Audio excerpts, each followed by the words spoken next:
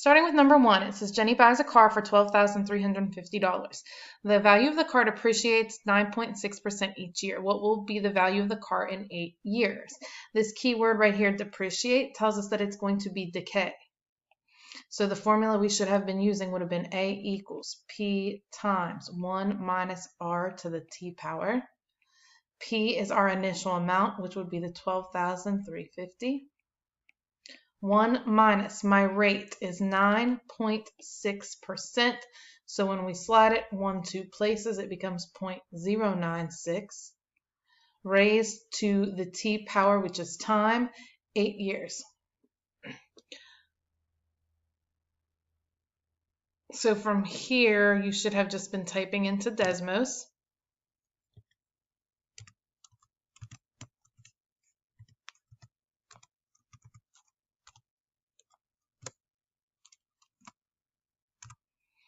And then that would have left us with 5,508 points. The third number is a 9, so that would round up to 26. Now on number 2, Hannah bought a piece of land for $1,300 in 2006. The value of the land has increased at a rate of 13% per year. What is the value of the land in 2020? So when we see the word increased, that is telling us that it was growth. So for growth, the only difference is we have our A equals P times 1 plus R to the T power. So we started with 1,300, 1 plus our rate of 13%. We're going to slide it 1, 2, so it would be 0.13. Now from 2006 to 2020, that is 14 years. So the time would be 14. So then again, going to Desmos, typing it in just like we see it.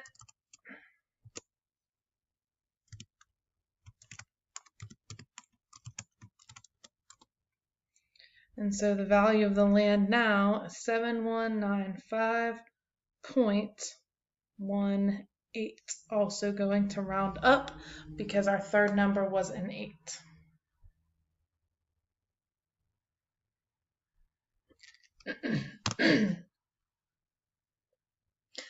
Now, moving on into sequences. The first type of sequence we're going to talk about are arithmetic sequences. And that's a sequence made by adding the same value each time. So if we're adding a positive number, or it could even be subtracting because you might be adding a negative number, but it has to be the exact same number every single time for it to be an arithmetic sequence.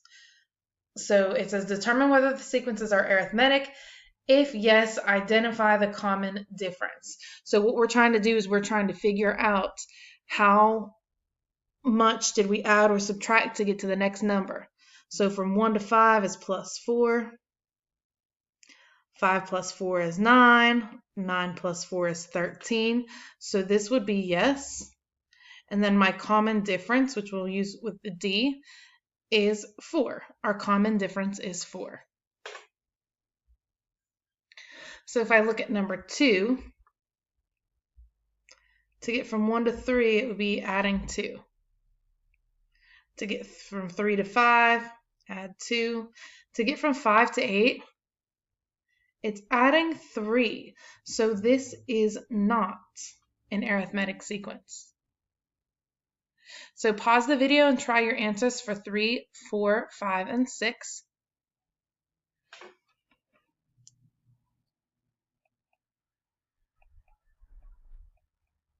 So for number 3, it was a yes, and our common difference is -2.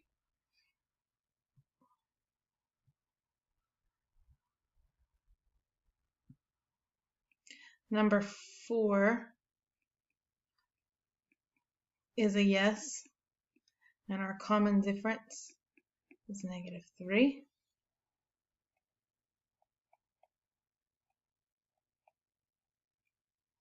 Number 5 would have been a no.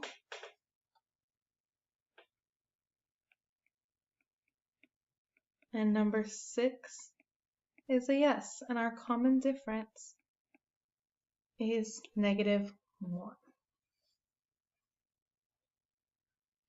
So the general formula to determine the nth term, so whatever number in the sequence we wanted to look for, whether we were looking for the 5th term, the 19th term, the 100th term, our general formula says a sub n equals a sub 1 plus n minus 1 times d. And d is our common difference.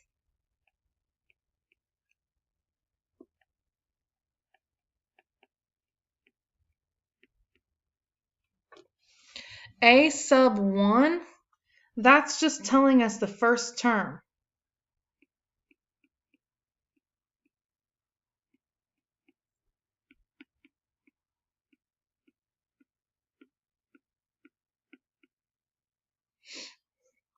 And n is just whatever term number we are talking about.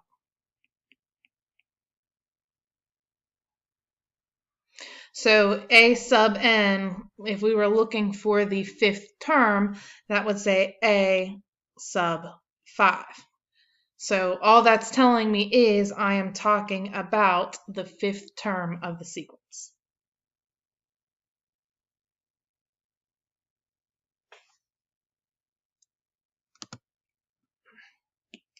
So looking at these first two, the first thing we have to determine is our common difference.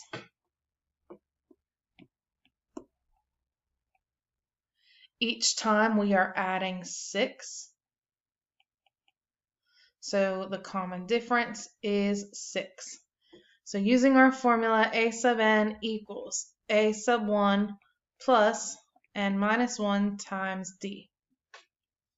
We're going to write the sequence. So a sub 1 is my first term, and the first term of the sequence is 7. And we already said our common difference is 6. So now to simplify this, we would distribute.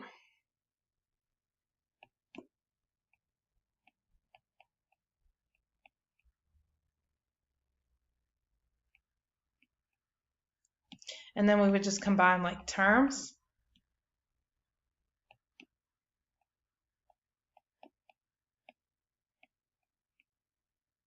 So to find any number in the sequence, we would use 6n plus 1. So you can see that your arithmetic sequences are actually linear equations. So pause the video and try the next example.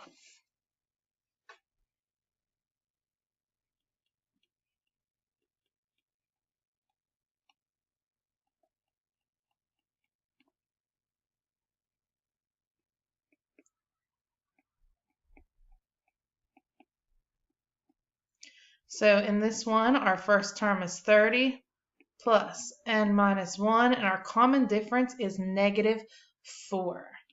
So remember, this is still being distributed, so you're going to multiply that out.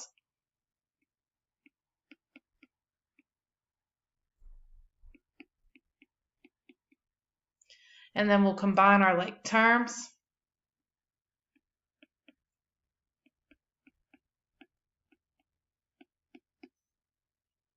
So -4n plus 34 is how I would be able to find any sequence, any number in the sequence.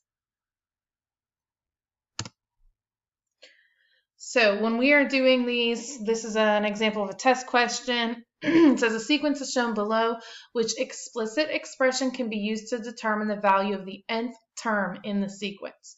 The first thing we're going to do is find our common difference. And I can see that each time we are losing 0.5, -0.5, -0.5. So that tells me that my answer has to be A or B. So what you can do, my first number has to come out to be 1.5. My second number has to come out to be 2. My third has to come out to be negative 2.5, and my fourth would have to come out to be a 3. So if I plug a 1 in for n, my answer has to come out to be negative 1.5. So with answer choice A, I could plug that in, and that gives me negative 0.5 minus 1, which gives me negative 1.5. So that worked, but you have to check more than one number. So now I'm going to plug in 2, so negative 0.5 times 2 minus 1. That gives me negative 1 minus 1, which is negative 2. And that gave me my second term in the sequence, so that works. If you wanted to keep checking, you could plug a 3 in, or you could plug a 4 in, but I can see that my answer is letter A.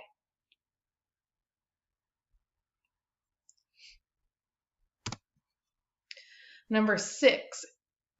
Slide 6. It says the first term of a sequence is 13. Each term in the sequence is 12 more than the previous term. So my first term is 13.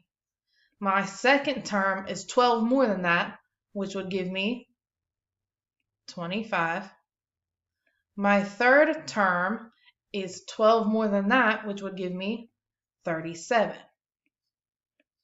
So again, we're going to plug in these values for n, and it has to equal my second column.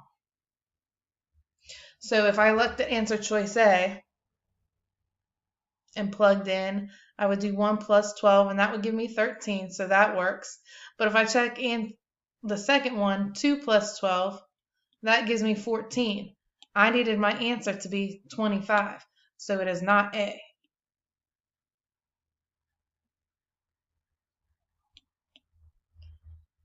Check answer B. 12 times 1 plus 1. That would give me 12 plus 1, which is 13, so that works.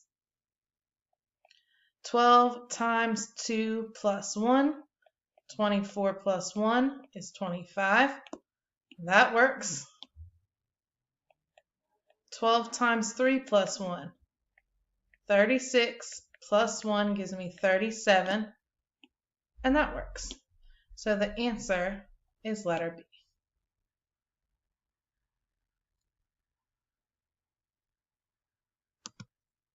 So pause the video and try this next one by yourself.